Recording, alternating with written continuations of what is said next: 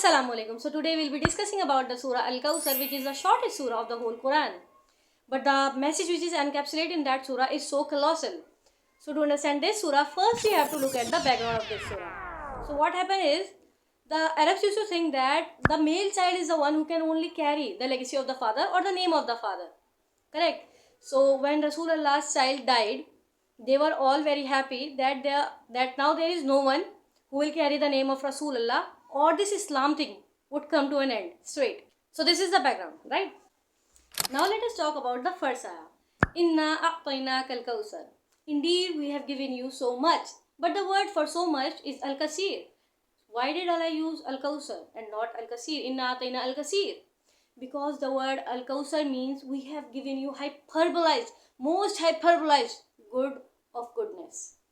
Like the shifat on the day of judgment, the size of ummah, the salawat sent by Allah subhanahu wa ta'ala, the salawat sent by the ummah, and the river or the lake in the paradise. So this much Allah has given to him. Now let us look to the second ayah. فَصَلِّ لِرَبِّكَ وَانْهَرْ.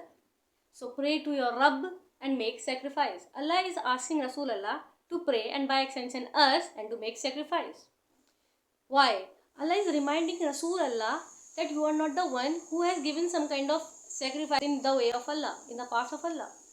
Before you, Ibrahim alayhi salam has done this. So Allah is kind of consoling him that Ibrahim alayhi salam means the father of many. Ibrahim means the father of many. He has given so much in the way of Allah that his full life he didn't have any child. After a long period of time, he had a child, and then Allah subhanahu wa ta'ala asked him to sacrifice him as well.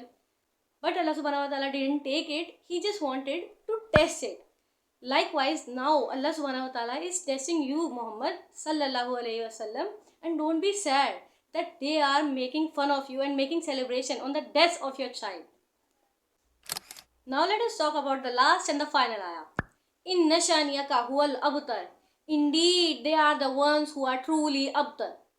Abtar means someone whose rope has been cut off, means whose legacy has been cut off. They are the ones who are calling Rasulullah abtar, that Rasulullah has become abtar because there is no one who will carry on his legacy, his name. Correct? Now Allah is reminding Rasulullah that this is not your business to listen to these people. I will take care of them. Okay?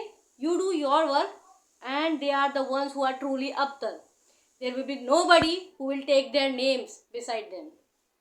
Thank you. I'll see you in the next video. Till then, Assalamu Alaikum.